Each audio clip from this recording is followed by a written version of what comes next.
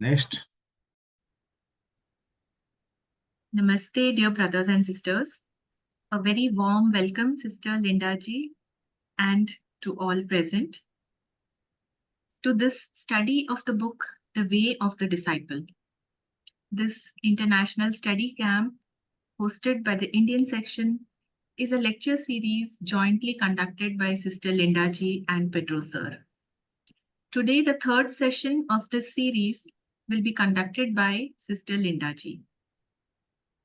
As we begin this session, let us take a moment to gather our thoughts and invoke the universal one reality of which we are a part.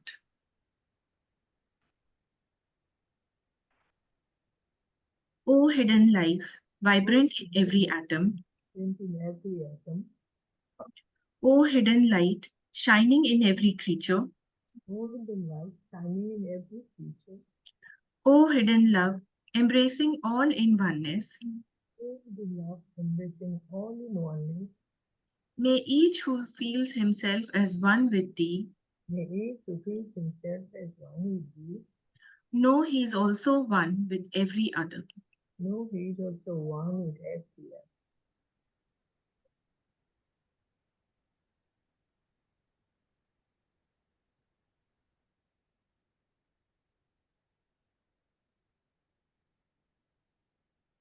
Thank you. I now invite Sister.Linda ji to conduct the session. Thank you, and good day to you all, brothers and sisters. In some places it is the morning, in other places it is the evening, in other places it is the afternoon.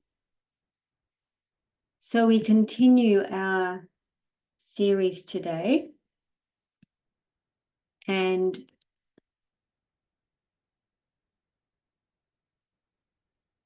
commence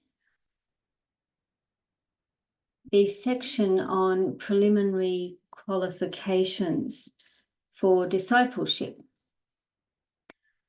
I think one of the things that came out yesterday in the session was that there is a distinction made between two ways, one the so-called open way and the other the secret way.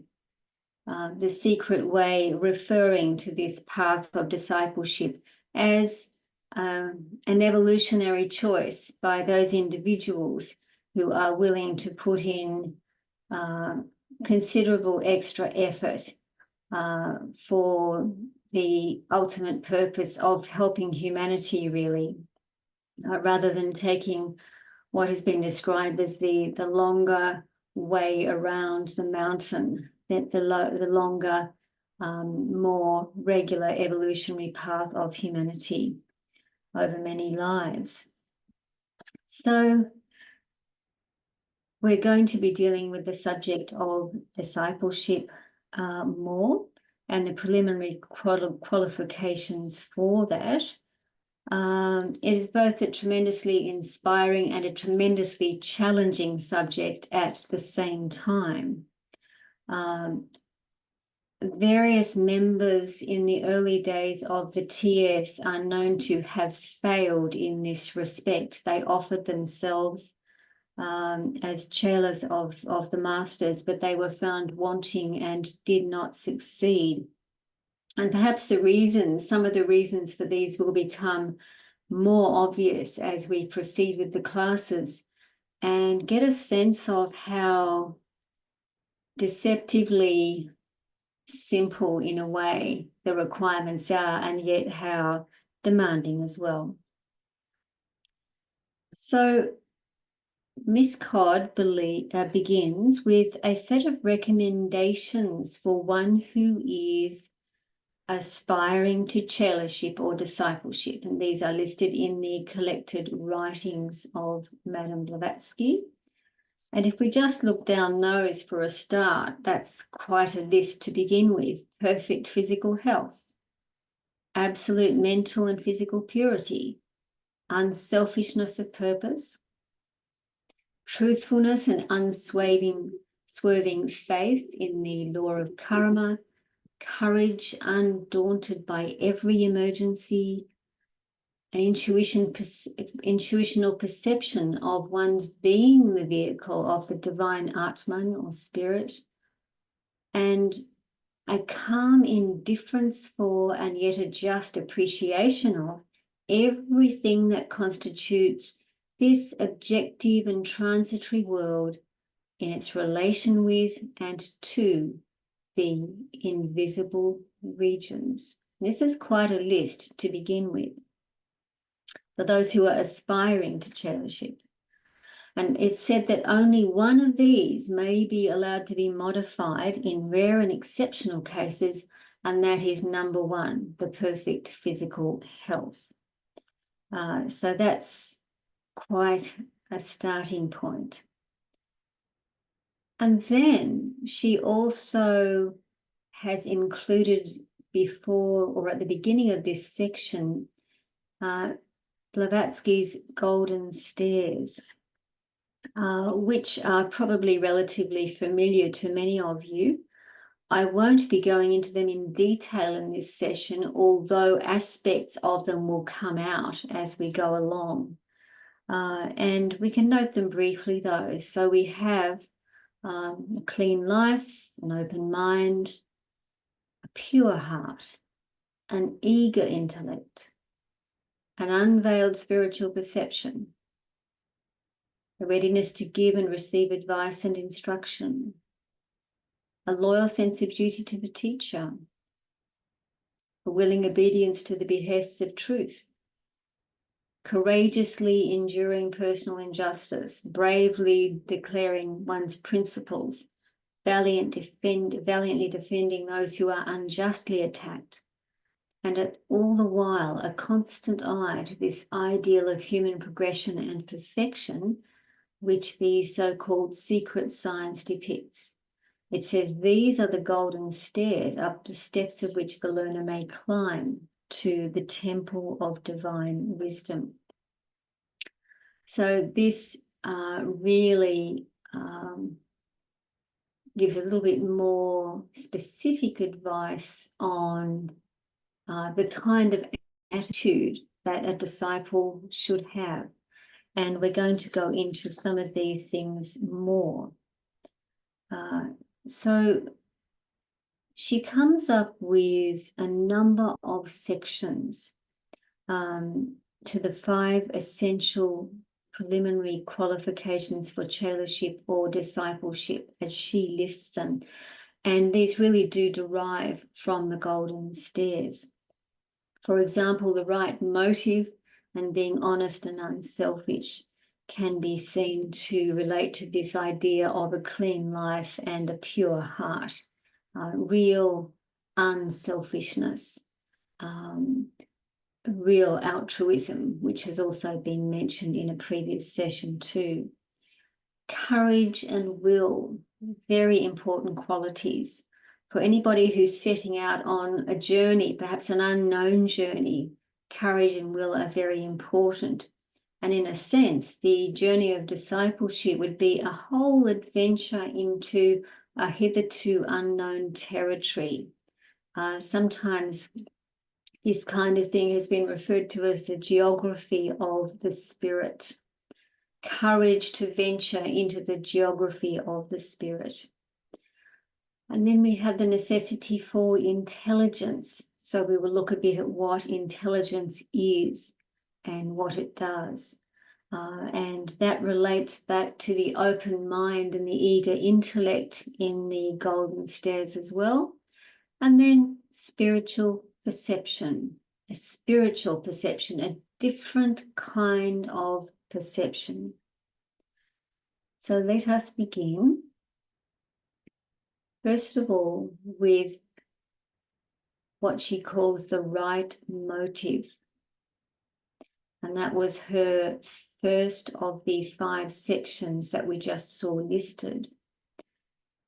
We are assured that no aspirant is ever overlooked, especially if that individual has the right motive. They need to have the cornerstone of their consciousness, if you like, set correctly so that they'll proceed in the right direction. And that right motive is absolutely fundamental. It needs to be one of unselfishness. If it's tainted with selfishness in some way, then at some point there are going to be some perhaps hitherto unforeseen problems. But importantly, the Master KH wrote to Mr. C.W. Leadbeater in a letter which Miss Codd called the Charter of Discipleship, because it had some very fundamental and important points. He wrote, "To accept any man as a chela or disciple does not depend on my personal will. It can only be the result of one's personal merit and exertions in that direction." So, personal merit, she said, refers to the point of development that we have reached and the karma that we have brought from the past. For example, our karma may bring us into touch with the possibility of approaching the path, the circumstances of our life, the situation that we have, the individuals that we contact, the teachings that we contact. The other one also was the importance of exertions in that direction. In other words, effort is required all along the way. And it's really only, I think, for a very highly advanced individual that the effort would not be needed so much, because it would be as though that entire mode of living would be simply a choiceless choice. We read that Mr. Leadbeater's vision, which the Master showed him from a high level of consciousness, was compared with stars in a sky, or points of light in a sky. The Master said to him that he could watch the soul growth of human beings like stars of different sizes, like points of light. And this picture, I think, can help us to get a little bit of a sense of what that might look like. You have this huge mass of humanity. You have a world which is going through a phase of relative spiritual darkness, not complete spiritual darkness, but relative. But within that, when the Masters view humanity from a very high viewpoint, they see, as it were, the souls of individuals, and those that are becoming more, I guess, fit for this whole spiritual path, become brighter stars in that firmament, if you like. It's quite remarkable, really. In relation to spirituality, true spirituality, we could say, would be reflected in the light of the soul. And we can imagine these lights here as reflecting the soul. To Mrs. Annie Besant, spirituality, she said, is the ability to intuit the unity of life. So we see that intuition comes into this real sense of unity of life, because when you think about it, we look around us, we see individuals who are separate, we see nations which are divided, we see groups which are divided, and so forth. And that unity is not really apparent at the physical level. Now, this real apprehension of unity is something which is part of the Buddhic faculty, and one of its functions is certainly very much concerned with the intuition. And you might recall from a previous session that one of the great deific powers of the adepts was this really perfection of intuition, so that, for example, instead of going into minute details, through their intuition, they could come to know things that they needed to know without going through a laborious process of learning. Two things we read in the book are often mistaken for spirituality. First of all, piousness. And piousness may be apparently religious. Somebody looks to be a religious person, but she says without an ounce of spirituality. And also, she made the point that psychic power can be mistaken for spirituality as well.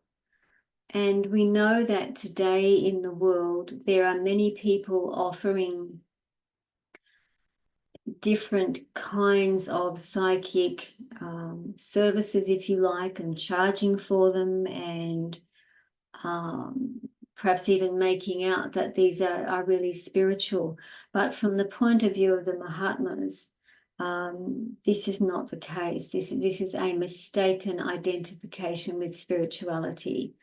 As we saw previously, psychism is really a faculty which is an extension of the personality. It is not a deep spiritual kind of set of powers. And also on spirituality, Madame Blavatsky was quoted as saying, spirituality is not what we understand by the words virtue or goodness even. To her, it was the power of perceiving formless spiritual essences, an ever-increasing sensitive response to all of life. So the power of perceiving formless spiritual essences, a very deep power.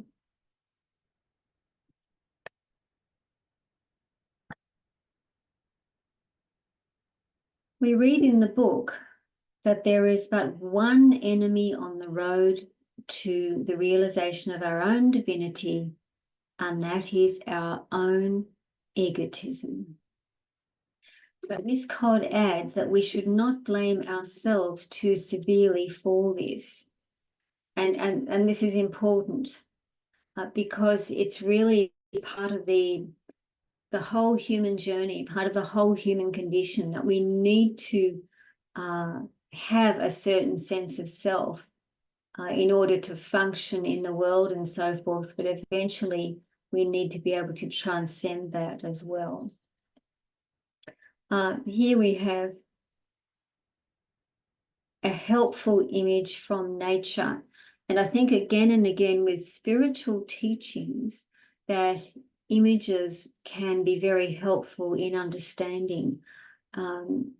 HPB spoke about learning from the Book of Life, and the Book of Life included some of the life that we see around us physically on earth.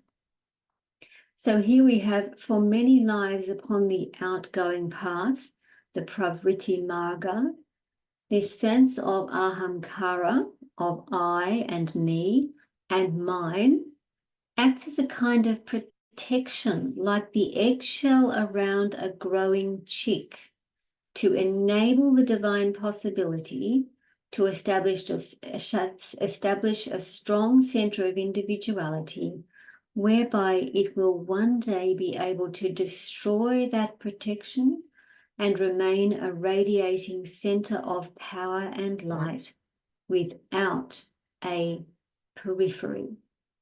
So we need that strong sense of individuality, but then that has to be broken in order for the consciousness to really expand. So this image of a chick hatching out of an eggshell, I think, is a very useful one to describe our sense of ahamkara, our I-making faculty, the egotism that we do develop. But like the chick, we need to break out of that eggshell and enable that protection eventually to be destroyed and remain a radiating center of power and light without a periphery, become fully self-realized. So I thought that was an important image to highlight there. So on this path of return, the Nivritti Marga, the protective sheath of egotism is broken, and the consciousness becomes identified with all life while it still retains its own center. The text mentions an observation of HPB's, which said that the bridge between the temporary human consciousness and that of the eternal is built by mind purified of egoism. This is the great pilgrimage of the soul, the cycle of evolution for the spirit in man. So these general ideas are put in slightly different ways in different texts, but I think that the general idea is clear enough, really. So the question therefore arises, how do we destroy our egocentricity and break that shell around us to eventually become this radiating center?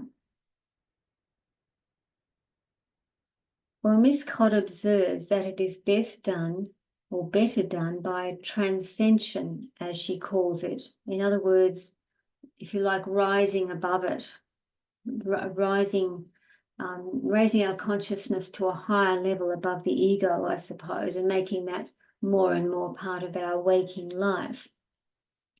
She explains this as giving up thinking so much about ourselves. It's virtually as simple as that we need to stop thinking so much about ourselves, caring so much about what happens to the little self, and rather to think of the great, the sublime, and the beautiful. So we are substituting the many, many thoughts in our everyday life which revolve around ourselves and this and that, and what I like and what I don't like, what I want to do, what I don't want to do, all of that. And dwelling more and more on that which is great, that which is really quite sublime. And somewhere in her writings, HPB wrote about steeping ourselves in things divine, immersing ourselves in things divine. It's very good for us to do this on a regular basis in some way.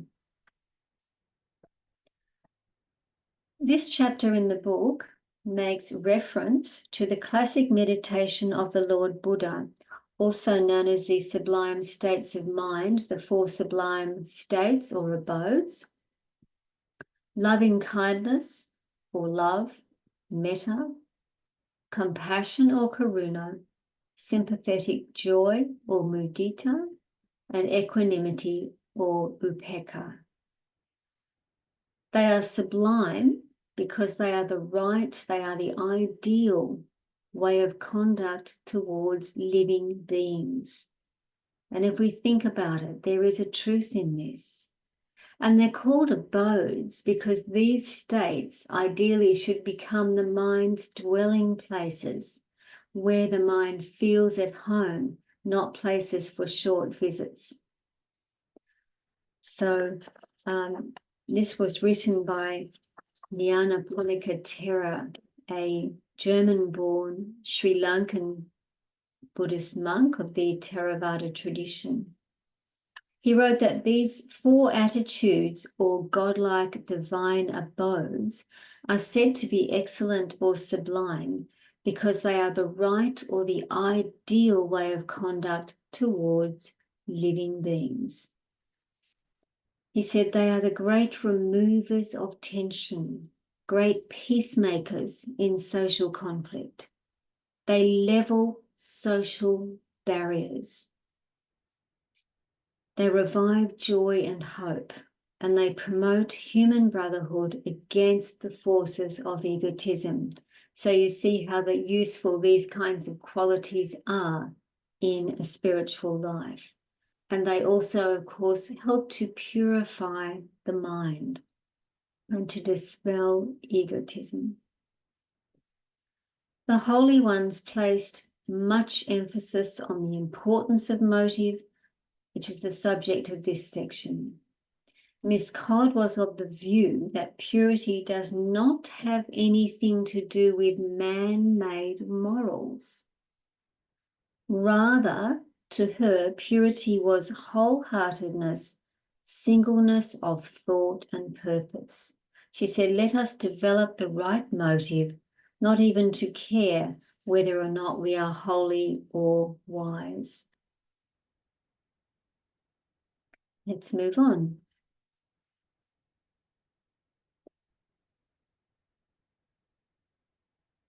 Here's another quotation from Madame Blavatsky in Practical Occultism. He who thinks himself holier than another, who has any pride in his own exemption from vice or folly, he who believes himself wise or in any way superior to his fellow men, is incapable of discipleship. That's something to digest. Such an individual is not capable of being a disciple. A man must become as a little child before he can enter the kingdom of heaven. That's something perhaps which we could take up afterwards in discussion even. And then another quotation from the little book Light on the Path sums up the question of motive very well as well. It says, seek out the way. But then there's a note to this which says, pause and consider a while. Is it the way you desire? Or is it that there is a dim perspective in your visions of great heights to be scaled by yourself, of a great future for you to compass? Be warned, the way is to be sought for its own sake, not with regard to your feet that shall tread it, not with regard to your feet that shall tread it. So again, egoism can come in. So there's this pure motive of selflessness comes into the teachings in different ways when we look at it from slightly different angles. As one of the masters wrote, I can come nearer to you, but you must draw me by a purified heart and a gradually developing will. So let's go to the second section of these 5. Be honest and unselfish.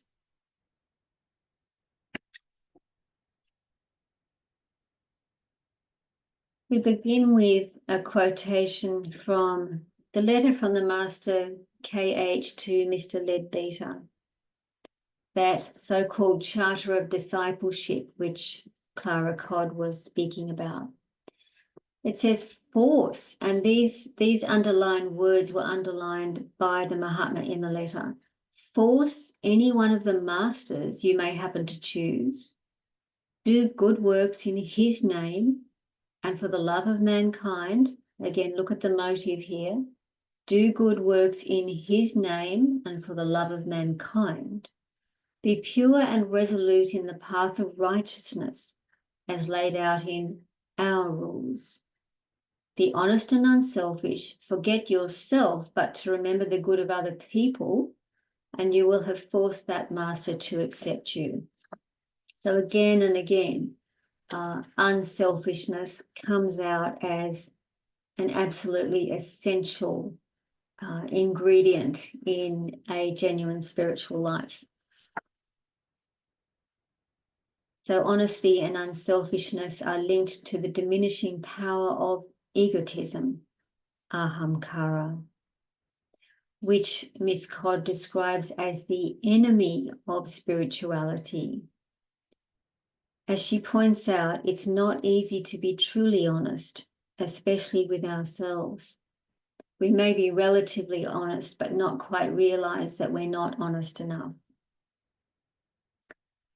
Our thought and our desire vehicles play into each other's hands. In relation to ahamkara, HPB said that we are constantly self-deceived.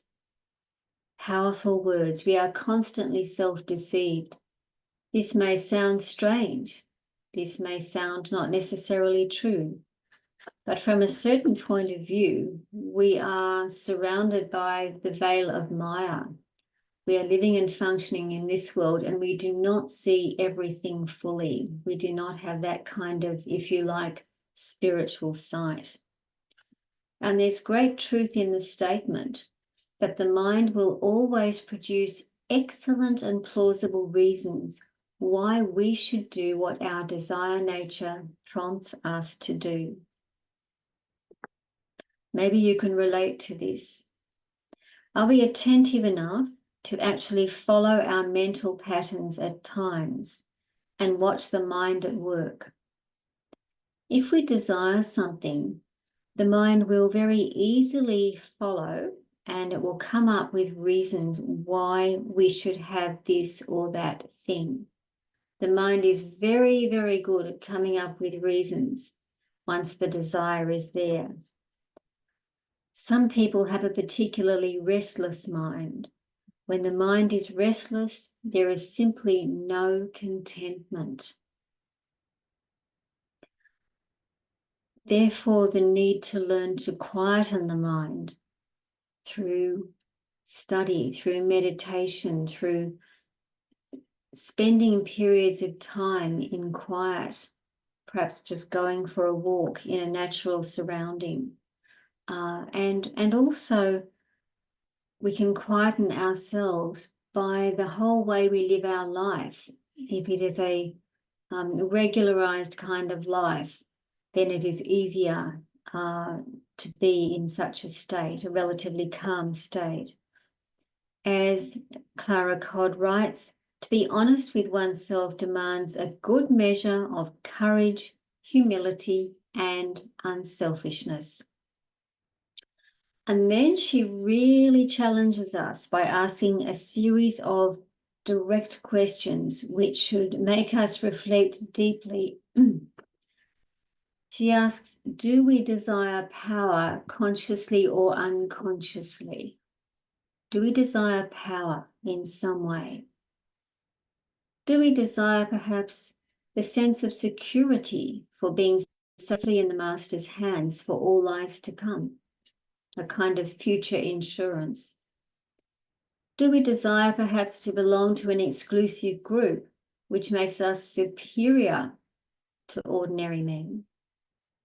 Or do we perhaps desire to gain and exercise occult powers to be approved by leaders and looked up to by others? What is our motive? Perhaps some of these things are lurking in our minds if we really look at them, but she really does challenge the student to look at themselves, ask themselves searching questions.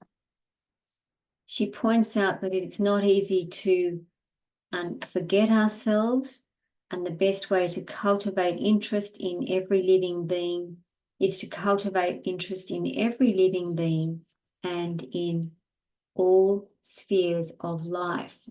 So to forget ourselves, we need to take our minds off ourselves and cultivate this active interest in other beings and other areas of life. This is important. She says to be wary of personal likes and dislikes. We all have them to a greater or lesser extent. And as she points out, the man of the world helps the people he likes and is often unjust to the people he does not like. Can we treat others as equally as possible? It's not so easy. Krishnaji is quoted as mentioning that the moment we feel superior, at that moment, our spirituality ceases to exist. The moment we feel superior, at that moment, our spirituality ceases to exist. As I mentioned at the beginning of this course, Clara was very unapologetic about the fact that she was going to draw from different sources in this book. And we now come to a very nice quotation from Lord Krishna to Arjuna in the Bhagavad Gita. He from whom the world doth not shrink away, who doth not shrink away from the world, freed from the anxieties of joy, anger, and fear, he is dear to me, alike to friend and foe, and also in fame and ignominy, alike in cold and heat, pleasures and pains, taking equally praise and reproach, silent, wholly content with what cometh, homeless, firm in mind, full of devotion, that man is dear to me. Very beautiful, very inspiring words. What could cause a human being to be dear to the Lord Krishna? And so this was another way of looking at the kind of individual that would be suited for the spiritual path. The next section we come to is courage and will. Courage and will. The point is made in relation to karma, that there's no bad karma and there's no good karma. Only this law which moves towards what she calls divine events. We read one of the first things that an aspirant learns is to identify himself with the universal law, both in his own fate and that of others, thus surrendering his will to the will of that which made him. Clara qualifies this by saying that this does not mean fatalism, it does not mean blind resignation, but it means the unceasing effort to understand and to cooperate with the evolutionary forces of nature. As the voice of the silence says, help nature and work on with her. The text mentions that we are meant to help, but also that we should bear our own fate with uncomplaining fortitude. So again, there's this reference to karma, that there are certain situations we are put in. And if we really understand the law, if we really accept the law, and that we are an expression of that law, then we will accept our situation fully. She talks of the entrance to the occult path, if you like, the path of discipleship, as causing great karmic results. Consequently, she said, the life of a disciple is generally full of problems and unexpected happenings, and this does indeed demand enormous courage. So the question therefore arises, how do we develop courage?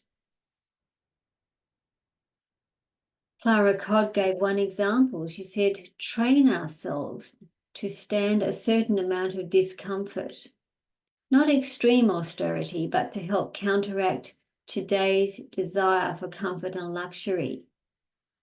So that was something that she suggested. And remember, she wrote this book in 1964, which was 50 years ago. And she was talking about the desire for comfort and luxury, which seems to have increased many times in the world since then also. And she also really talks about this importance of developing this courage. It's required along this path. There's this geography of the spirit, this previously uncharted territory that one is going to traverse. And I've also added in there that another way of considering courage in our lives is to reflect on our own lives.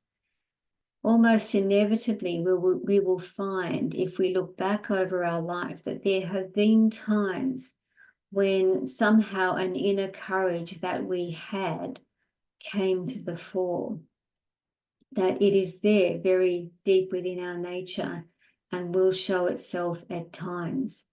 And this needs to be a very steady presence in one's life on this path.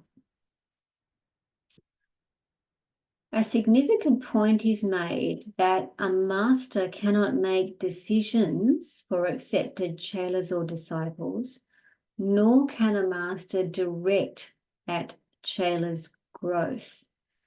And we can think about that phrase, grow as the flower grows. A flower grows in its own time, it grows naturally, and forcing a flower to open before it's meant to is going to cause damage. So we need to allow our growth to occur naturally without trying to force it. Doesn't mean we don't need effort, but we just need to be careful about how we go about things. Mrs. Besant once said, "There is no failure except in ceasing to strive, and this striving does indeed take courage." The Master Hilarion once wrote that courage is a quality of the immortal self, which knows itself deathless and indestructible. This contrasts with the personal self, which inherently seeks self-protection and self-preservation. Two rather different things.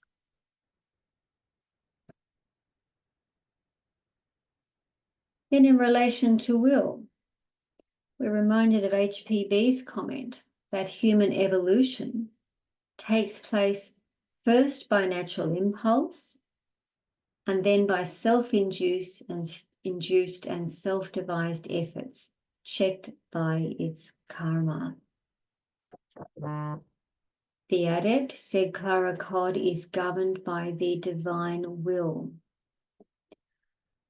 which has also become his own will. However, that transformation was never possible until his own vision and will were fully developed. We're told that egotism can finally lead to the left-hand path, which we heard a little bit about yesterday. That path which will lead, even after millions of years, to final extinction.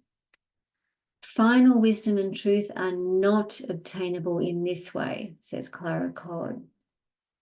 And the great difference between what we might call the right-hand path and the left-hand path is mainly motive. So we come back again to motive. Egotism and personal motives are called, in fact, the giant weed in the book Light on the Path. For the ordinary individual, ambition is necessary as a motivator. When a child is growing up, it's useful to have a certain amount of ambition to be able to get on and get qualifications and all of that at school.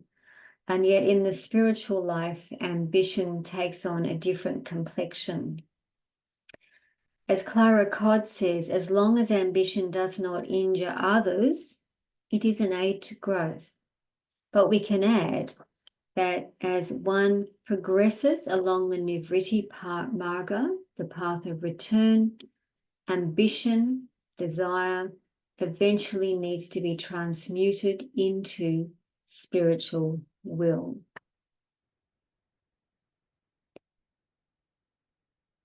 So it's a question of quality, changing the quality of our desires and the objects of our desires so they become more focused on, if you like, things associated with the divine. And eventually those desires become synonymous with our deep spiritual will to take on those characteristics. The text says our willpower is determined by what we can do with ourselves, not what we can impose upon others. Will has to do with what we can do with ourselves. And this is an important point. It's the ability to keep an undeviating purpose in spite of failures and things that might get in the way. And Patanjali is quoted here, saying the right use of will is the constant effort to stand in spiritual being. I think that is a beautiful statement. The right use of will is the constant effort to stand in spiritual being. And one of the final comments in this section is courage and will are two sides of the same quality. Courage is needed to make effort, to keep direction, to face the trials and sufferings of the path which the will has chosen and much must follow. And this path is like an unbreakable golden thread which links us through many deaths and births.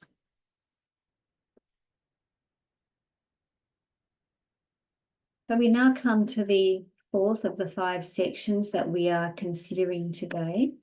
And this one is on intelligence, which is a very important quality. And Miss Codd reminds us how we think, how we are really causes certain types of hardness within our aura. She said shells or hardened rims to the human aura are formed by set ideas and egotistic interests.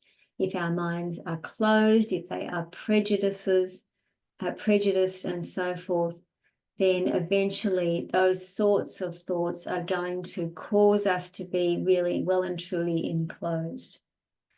And she said that any prejudice, even if it does not harden the aura, renders one totally insensitive in that respect. Something we can all look at in ourselves. Is there the seed of prejudice in us somewhere?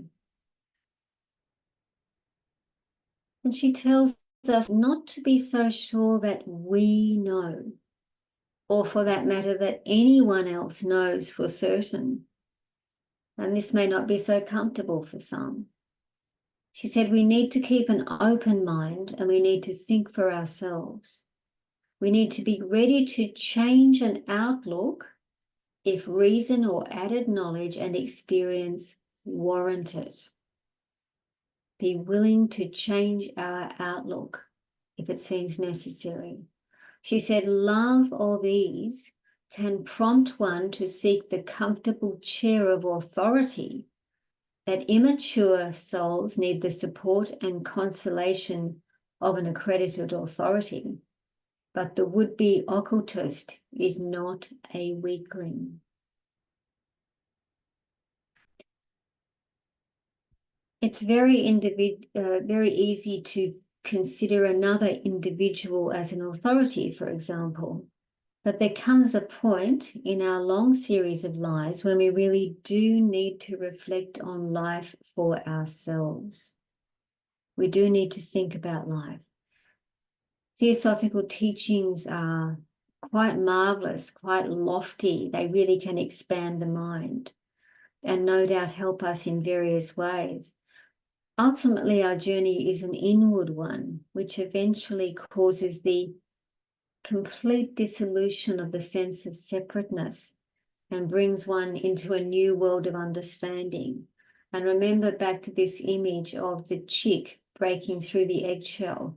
And once that shell is completely dissipated, there's this entire new world of understanding there, provided that we don't become hardened in the way that we think.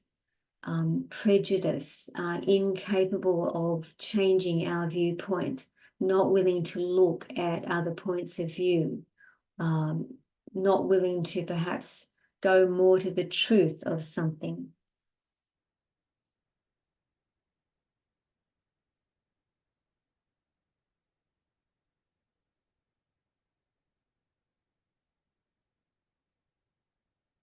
She said, Theosophy is more than a set of teachings. It is also a state of being. And in fact, that's something that I wanted to observe rather than something that was in the text. Theosophy is more than a set of teachings. It is a state of being. It is being in a state of divine wisdom. And that's something that's important to remember. And therefore, if it can be a state, then it can be reflected in the way that we live. So theosophy is something that we can bring into our lives through and through. And then we have a little bit about the antakarana, or bridge, being formed by steady growth and the mind's upward aspiration. We'll go into this in just a moment a little bit more with the diagram. But think about it, what causes us to aspire to something higher? We can listen if we can find that thing and follow that aspiration, act upon it. It may be some meaningful words from the Shastras, for example. Maybe a particular theosophical teaching. It may be the existence of some individual who has inspired us greatly.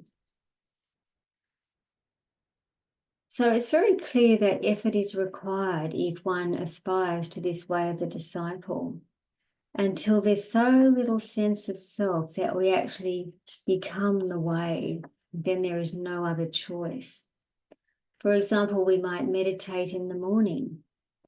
Then the question is, can we sustain any progress that we have made throughout the day?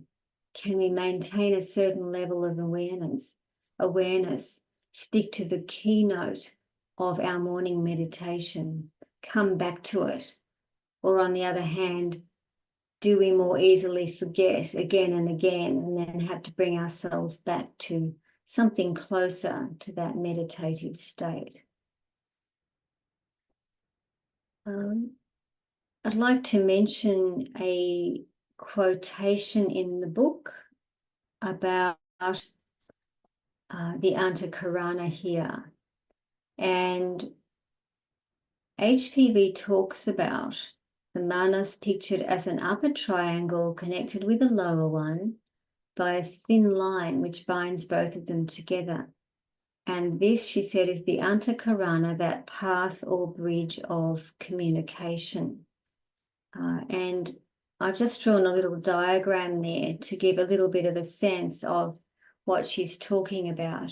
So we can think of this as the higher mind, the upper triangle, the lower triangle, what we often refer to as the lower mind, perhaps full of all sorts of thoughts about everyday things that we do. I've put a lot of dots there to represent that. But there is this connection which needs to be worked on, this kind of bridge, which needs to be worked on to open up our consciousness to that which is deeper or higher within us. And this is the beauty of periods of quiet and periods of meditation and periods of reflection on bigger, perhaps religious subjects, if you like, spiritual subjects. They help to keep that bridge open and enable the divine to flow through us more, which is rather lovely. And I've just added in here one of the lovely images from the book Thought Forms, showing an aspiration to enfold all. And this is suggestive of someone who really does aspire towards the divine and has a real feeling for the unity of life and wishes to just encompass life and enfold and almost, I think, bless all, really. So it's quite lovely. So these are other ways of thinking about how the mind might change and develop through the use of images such as these. And then we come to the last section on spiritual perception. And we begin with a few comments by her. Miss Codd says that it is the fine, subtle preparation for true insight, which is the result of a purified heart and deep and steady thought. So it's this true insight, it's unfiltered insight into life. It's a different kind of perception. It's not a perception that looks outwards, it's a perception that looks inwards. It's more universal and it's more deep. She describes spiritual perception as not intellectual apprehension, but more a sensing of values, of universal principles of eternal meetings. And a short time devoted to this each day brings about great changes in character and outlook. And that's true enough. Over time, one can see that this is true. For example, for someone who has meditated for many years in their life and meditated on important values, on universal principles, gone deeply into things, to somebody who has studied deeply, these things affect our consciousness. We are changing our consciousness every day, really, with what we think about, what we do, how we act. All of these small things add up. She talked about meditation and its importance. She said that pondering is the easiest and healthiest early form of meditation. She talked about careful thought about something, requiring a certain pure selflessness. And she advises us to dwell in thought on life, on the problems and events in life, on the splendid thoughts that we read or hear. And certainly we can think about the problems and the events in life. They are before us every day on the news. We see things happening around us. But this dwelling on life also requires us to dwell on those splendid thoughts that we read or hear, to spend time considering those as well, because they give us a more balanced and fuller idea of life, and not just the problems that we see so very often.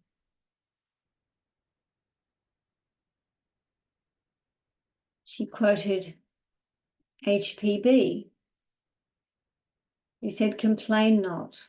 What seem to be sufferings and obstacles are often in reality the mysterious efforts of nature to help you in your work if you can manage them properly.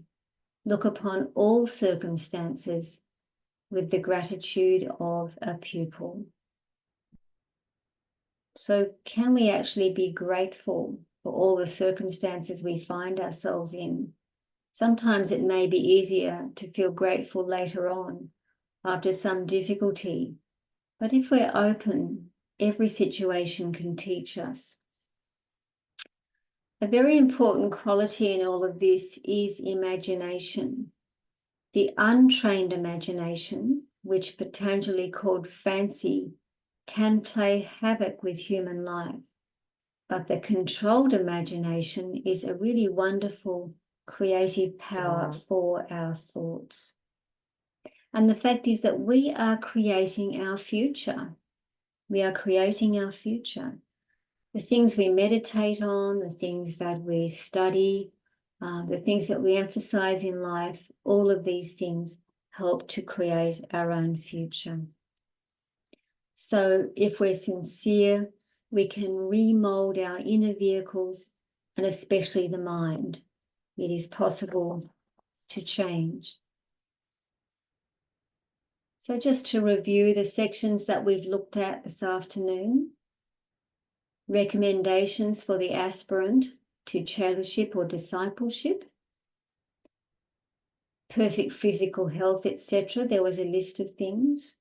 HPB's golden stairs, and then right motive, being honest and unselfish, courage and will, intelligence and spiritual perception. Just want to finish this session with a statement or two by Clara. She said, "Never forget eternity, nor the master who is the embodiment of that eternity. Finally, keep ever in mind the consciousness that though you see no master by your bedside, nor hear one audible whisper in the silence of the still night, yet the holy power is about you.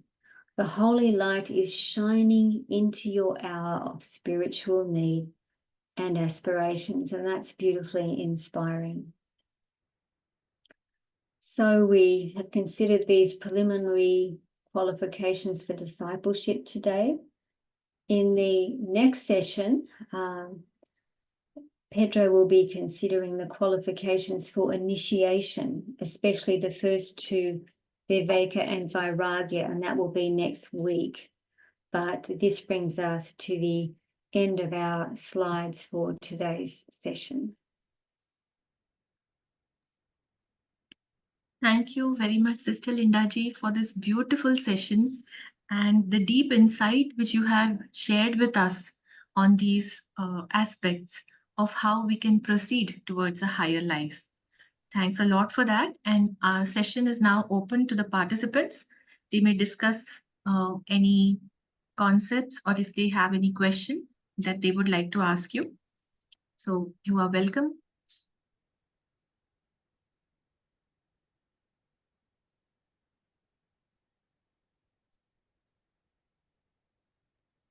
Anybody from the audience? You may write it in the chat also.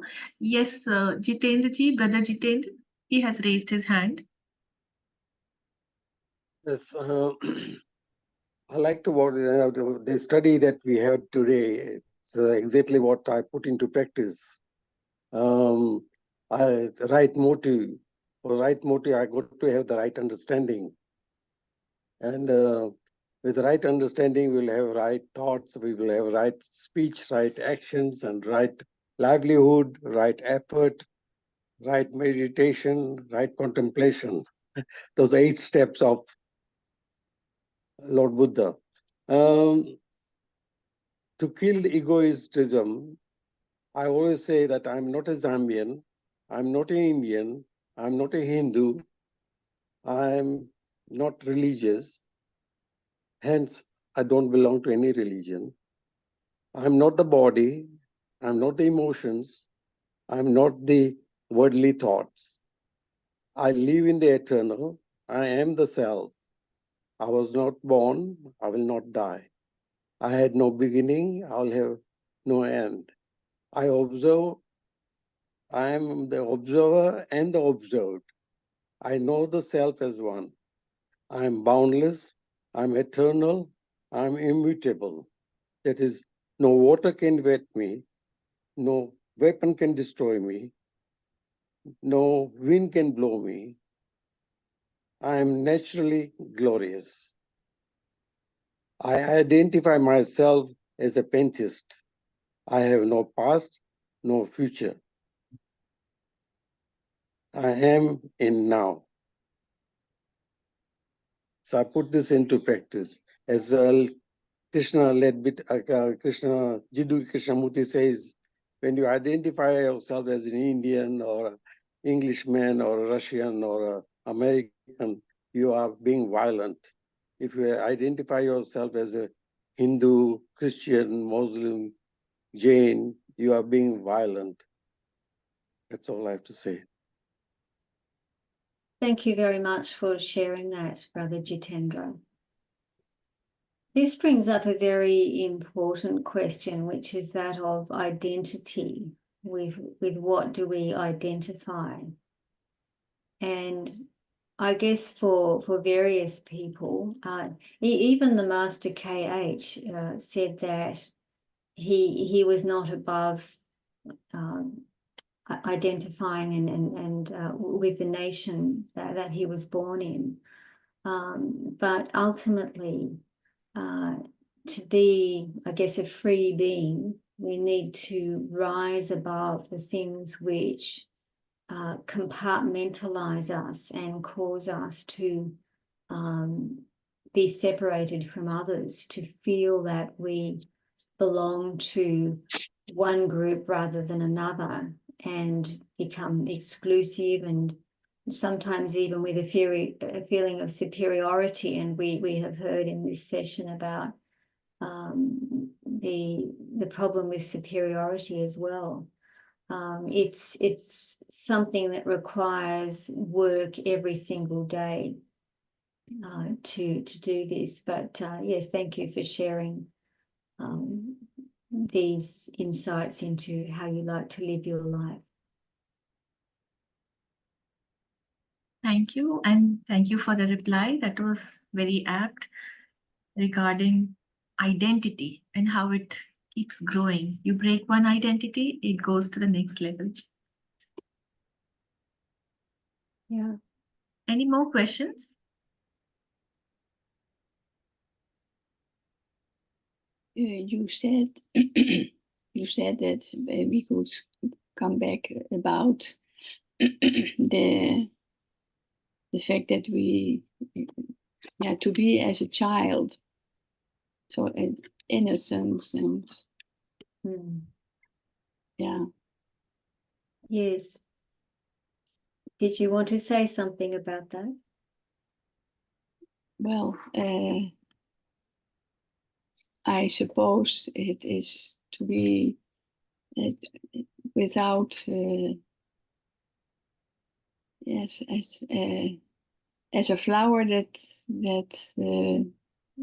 flowers, so innocent and clean. It's kind of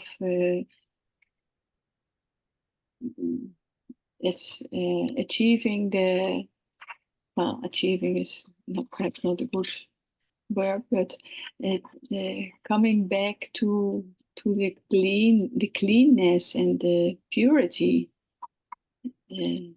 that makes it possible to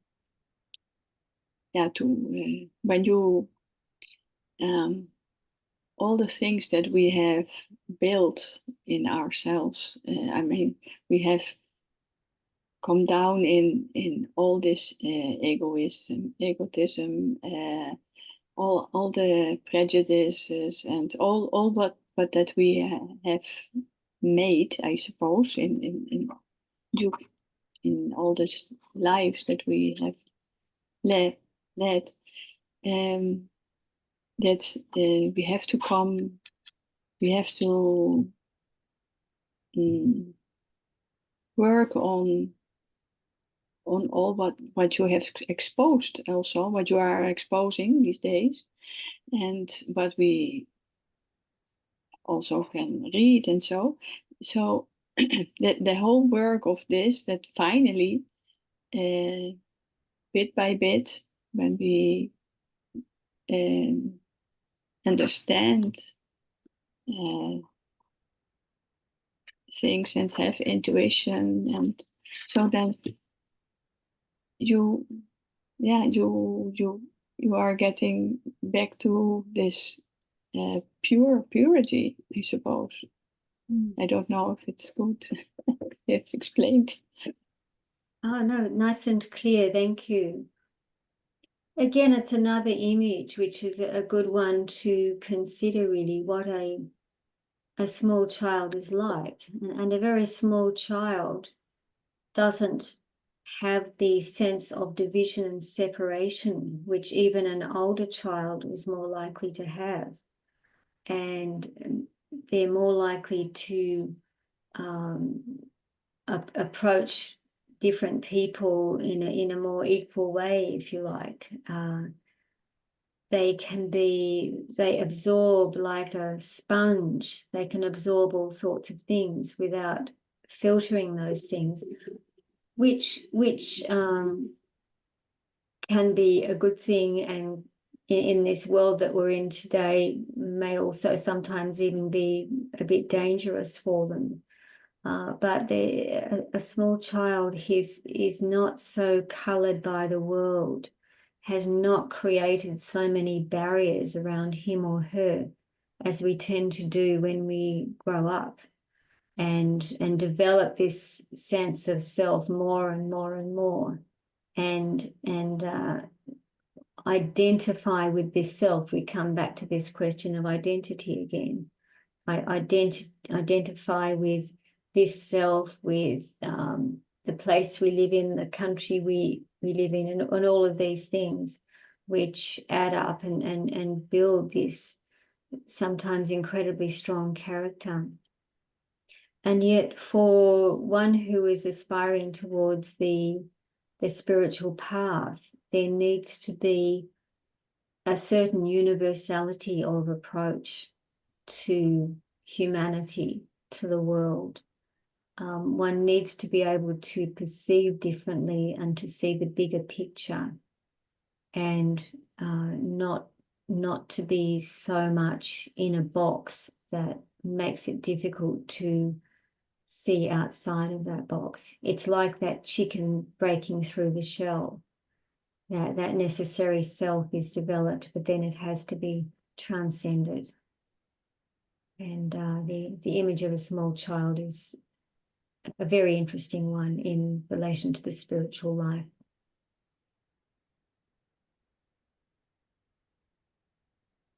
Thank you. Thank you for that question, Diana, and very beautifully explained by Sister Linda ji, the innocence of a child. Well, do we have any more questions or something anyone would like to share?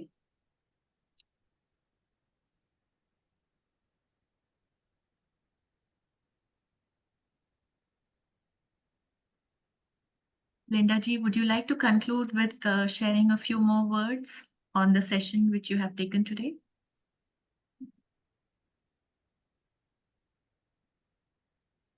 I think for an individual who is genuinely interested in living a spiritual life,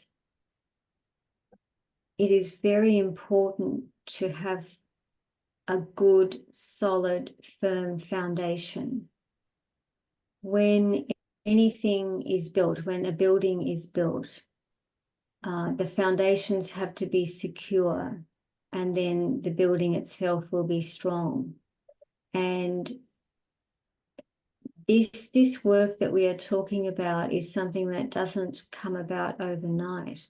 We have to remember, assuming the teaching of reincarnation, that we have had numerous lives which are behind us, that we have built up a whole set of tendencies, skandhas, during that process of incarnation and reincarnation. And there are things there that need to be modified. I think we do need to be courageous. We need to be brave. We need to be willing to really look at ourselves and see what is there. And when we see what is there, more often than not, if we see clearly enough, then we know what needs to be changed. And we need to have the will to actually set about to change that. I think it's wonderful in a society such as this one that we are surrounded by other individuals who have this, one of the greatest things that everybody has in common in the Theosophical Society is this search for truth. And we have companionship along the way. We can share some of our insights and challenges with others as well, so that we are not alone in this. It's an amazing thing to be living at this time in the world's history, where theosophy, as we know it in the modern sense, has been laid out for us by the people who founded the society, and has been further developed and modified by some others as we have gone along. So we have this wonderful body of teaching and literature, and the wonderful ancient texts to which modern theosophy refers as well, that we can draw on. So what a privilege, what an absolute privilege to be living at this time and have this opportunity. And hopefully we can do our best to share this opportunity with others as they come across our path as well, and help humanity in whatever way we possibly can. Right. Thank you so much, Linda ji, for sharing your insight and wisdom with us. And I really like that statement that here in the Theosophical Society, we are united not by a common set of belief, but by this common search for truth. That's really wonderful. And each one has to make that effort. Thank you so much. So I think if there are no more questions from the participants, we can conclude this session. Thank you, Linda ji, once again, and thank you to all the participants for being here. Thank you.